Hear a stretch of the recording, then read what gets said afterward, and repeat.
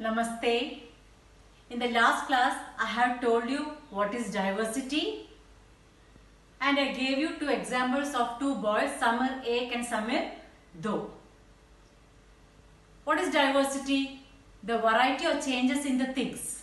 That is diversity. In olden days, people used to travel by foot or by camel or by horses, isn't it?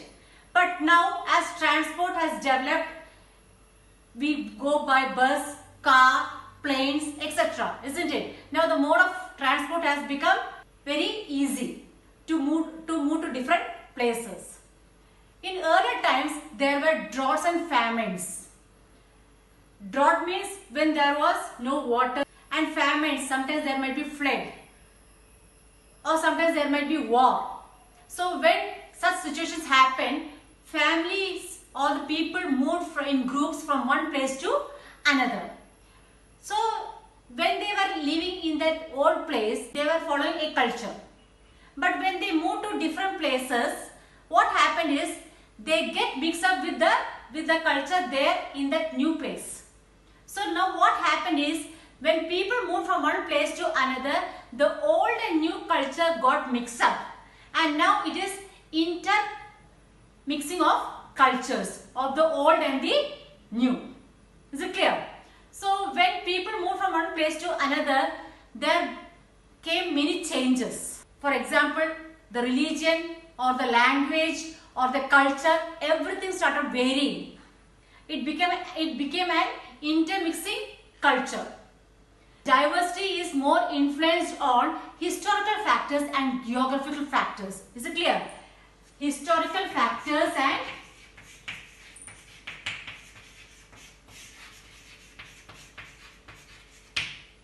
geographical factors.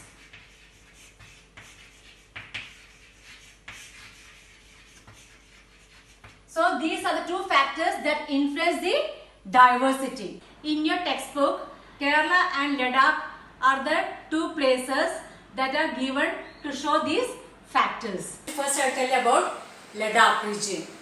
Ladakh, it is in the eastern part of Jammu Kashmir. If this is the India map, on the top we have the Ladakh region. Okay. This Ladakh region is named as the cold desert. Desert means actually it is a barren land where we can't do any cultivation. Here it is termed as cold desert because it is on high altitudes, that is near the Himalayas. So it is named as cold desert. In India, the cold desert is Ladakh. And here agriculture is very little, and here the water they use for drinking, they get from the snow. When the snow gets melted, that water is used for drinking. In this cold desert, the rainfall is less, but it is most of the time snowy. It is full of snow, and the agriculture is less, and the water the people use for drinking is the melted snow that is used for drinking. And here the main occupation is sheep rearing. Sheep rearing is here in each and every family they have cow, goat or dazos. Dazos means this means yak cow.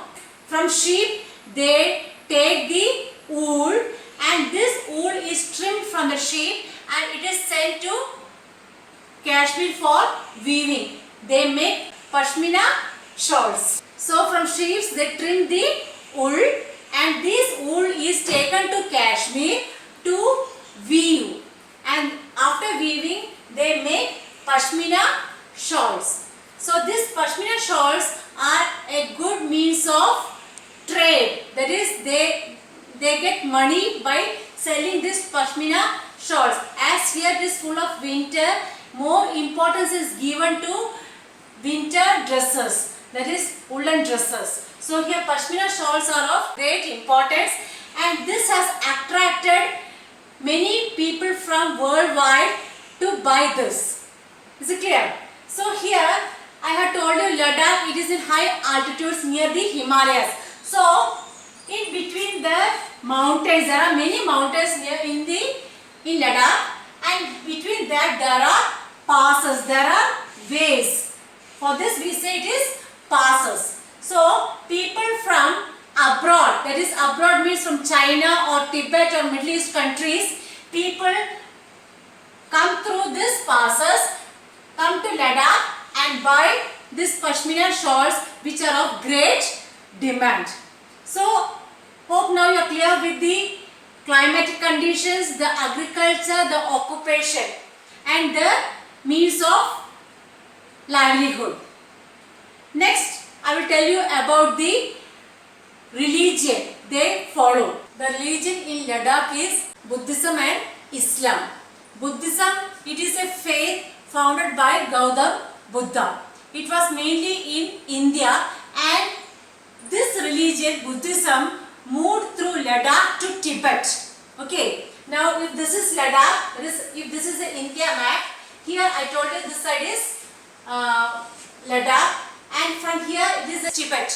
Okay. So from India, this religion moved through Ladakh to Tibet. So this Ladakh is also known as Little Tibet. It is also known as Little Tibet. Why it is known as Little Tibet? Because the same culture is followed in Tibet also. That is, Ladakh and Tibet are following the same culture. That's why it is known as Little Tibet. Okay. Now apart from Buddhism, there is Muslim community also in this region. And here I told you Buddhism and Islam are the religion followed, but there is a common feature here. That is, they sing Kesar Saga. Kesar Saga. What is Kesar Saga? It is a national epic of Ladakh. The similarity here, though they are of different culture or different religion, the main common feature or the similarity they have is they all sing this Kesar Saga, which is the national epic of Tibet. Now in India we say the national epic is the Ramayana and Mahabharata. The same way here in Tibet it is the Kesar Saga. Is it clear? And next coming to the food. In Ladakh, the main important food is meat and dairy products. Dairy products means the products that they get from milk. I have told you about the climatic conditions, about the occupation, about the agriculture, about the religion and about their food. Now you have got an idea about Ladakh, isn't it? Next I will tell you about Kerala. Now think this is the India map. Okay, Kerala lies in the southwest part of India, and to this side is the sea, and to the border of Kerala we have the Western Ghats. There is small hills there. So one side is covered with hills and the other side is with sea. But when we told about Ladakh, there was no water. It is covered by Himalayas or hills. It is a mountainous area. Now when coming to Kerala, here it is near the sea. So here the occupation mainly is fishing. And apart from fishing, more importance is given to agriculture also, because here the climate is both hot and cold. In Ladakh I told you it is very cold and the rainfall is less. But here we have both climate, there is hot and cold. So here agriculture is favorable. Here there are so many rivers also, so it is good for cultivation. And the main cultivation here is pepper. You have seen pepper, isn't it? Pepper, then cloves and cardamom. These are the main spices that are cultivated in Kerala. And here traders come to Kerala to buy these things, because here it is of great demand in the world. We have learned earlier that Portuguese invaded India. Vasco da Gama, he was Portuguese. From Europe he came to India, and when he invaded India, that is, he came to Kerala. They all came through ships.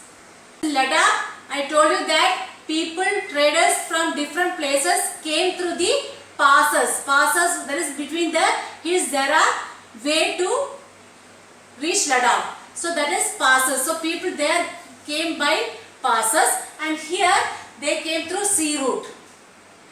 So here Portuguese invaded and they started finding trade in Kerala.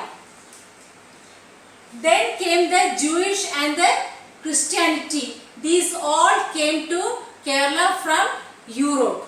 So here the religion followed is Hinduism, Christianity, Muslims and Judaism are also being followed in Kerala. Next, food. The main food here is fish, rice, vegetables. Okay, here fishing is important, and here if you have gone to Kochi side, you might have seen China Vala.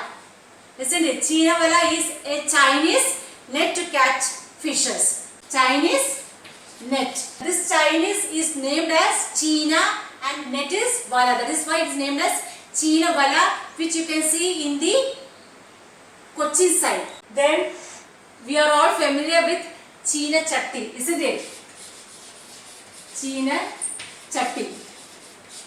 Now this is the frying pan, isn't it? We say it as China Chatti. China Chatti means it is a word from Chinese. So it is named as China Chatti. Now you are familiar with China Vala and China Chatti. These are all derived from the Chinese. Is it clear? Now you have learned about the religion, about the food here, about the occupation.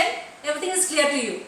And also I told you about agriculture. Here the soil is very fertile enough to cultivate because the climatic conditions are suitable for cultivation. It is near the coastal area, I told you. Here during the autumn season there is the boat race. Isn't it? You have heard about the Vellamkali, a famous sport in Kerala. Okay. Now you got an idea about Ladakh and Kerala. They both are different parts of the country. Ladakh is in the northern part of India. Kerala, it is in the southern part of India. Here the geography features is Ladakh is in the mountain area, and here in Kerala it is near the coastal area and the Western Ghats. So here the geography features are also different. Here remember one thing, these two are in India, but see the diversities they have.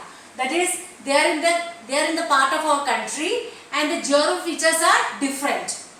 And next is the similar cultural influence. Here similar cultural influence is, I told, in Ladakh for buying the Pashmina shawls, people from China or Tibet or Middle East countries, people used to come to buy these shawls.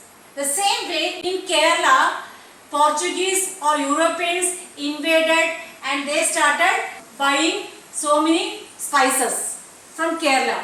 So here what you can understand is, as these two are a part of our country, there are various range of diversities, whether it is a religion or the culture or the geography features, everything matters, which makes our country a diverse state. So hope you are clear. So the factors that influence diversity is historical features and the geographical features. Hope you are clear with this. And if you have any doubts, please contact me. Namaste.